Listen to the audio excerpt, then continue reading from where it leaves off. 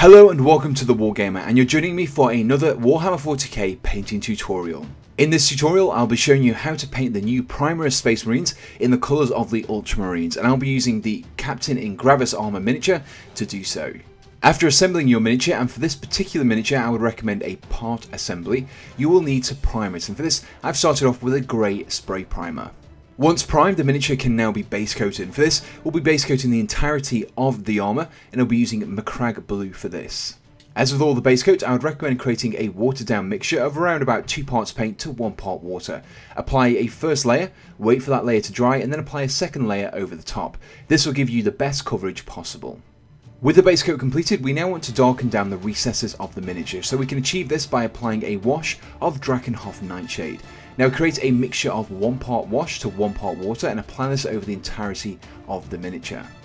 If after the first layer you still aren't happy, you can then apply a second targeted wash into some of the recesses in order to darken them down slightly. Once the wash has dried, the next step is to start highlighting the edges of the armour, and for this I'll be using Calgar Blue.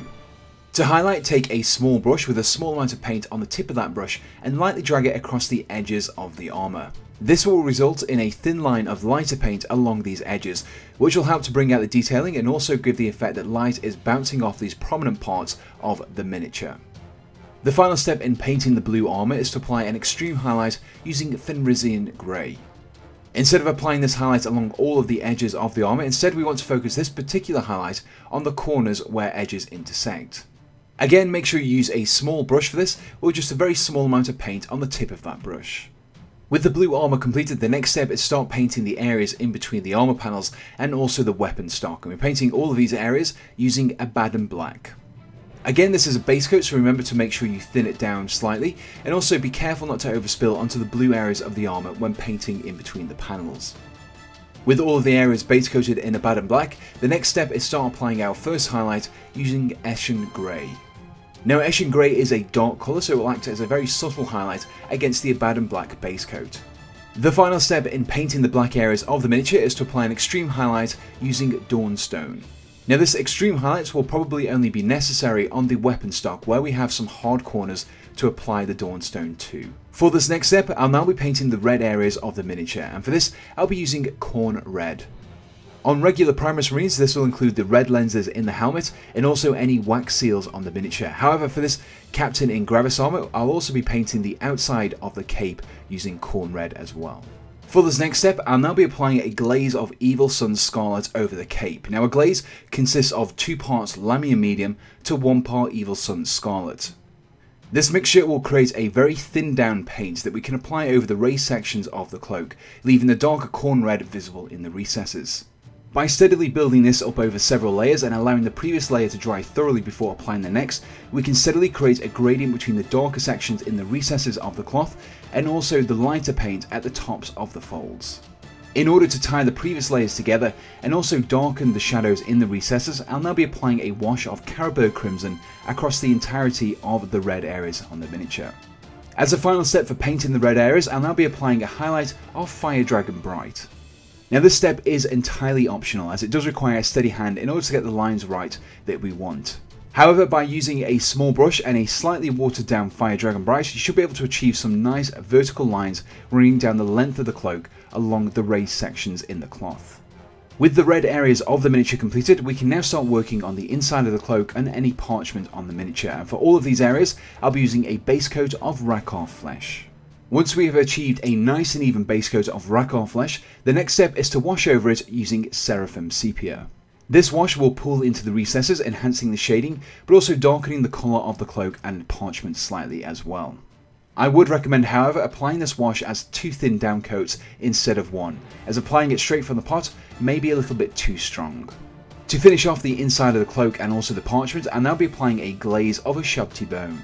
Now I'll be applying this in the exact same way as I did with the Evil Sunz Scarlet in the previous steps. Just remember to use a mixture of 2 parts Lamia Medium to 1 part Ushabti Bone and apply several coats to create some nice gradients of colour. The next area of the miniature I'll be painting will be the silver metallic areas. This includes the blade and also any areas around the weapon, including a few additional items on the power pack and helmet as well. Now I'll be painting all of these areas with a base coat of Leadbelcher.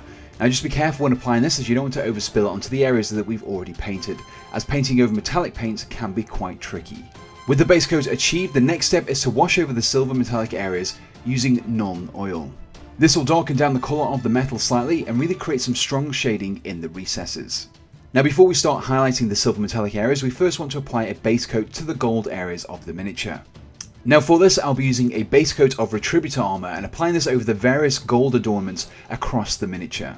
With the base coats completed, the next step is to wash over the gold areas of the miniature using Reikland Fleshshade. And this will darken down the colour of the gold slightly, which will enhance the subsequent highlights, but also pull into those recesses and really help to bring out some of the detail. The final step in painting the metallic areas of the miniature is to apply a highlight of Stormhost Silver over both the silver and gold metallic areas. As with all of our previous highlights, remember to use a small brush with just a small amount of paint and lightly drag it across those edges. With the metallic areas completed, we can now start painting some of the white areas of the miniature, and we want to start off with a base coat of Celestra Grey. This will include any skull adornments, detailing in the armour panels and also the knee pad as well. With the base coat of Celestra Grey completed, I'll now be applying a layer of white scar over the areas we painted in the previous step. Around areas such as the skull adornment, remember to leave the Celestra Grey visible in the recesses. As a final optional step for adding some crackling energy to the power weapons, you could start off with the targeted glaze of Guilliman Blue, followed by a layer of thinned down Baharroth Blue, before applying some tiny white lightning bolts using a white scar. And here we have the finished Ultramarine Captain in Primaris armour, who you can see I've also based. Now I just want to say a huge thank you to Alchemists Workshops for providing the miniature used in this tutorial. If you're looking for Games Workshop miniatures with up to 25% off the RRP, you should definitely check those guys out, and I'll include a link in the description to their web store. If you enjoyed this video, please do let me know in the comments below, and also subscribe to be kept up to date with all of my future content. To find out what I'm currently working on, do be sure to check out both my Facebook and Instagram pages, which you can find links to in the description below. And finally, if you would like to support me in making more tutorials, you can do so by checking out my Patreon page, which you can also find a link to in the description below. From there, you can donate to me from as little as $1 a month, which has really helped me in producing future content. So all that's left to say is thanks for watching and goodbye.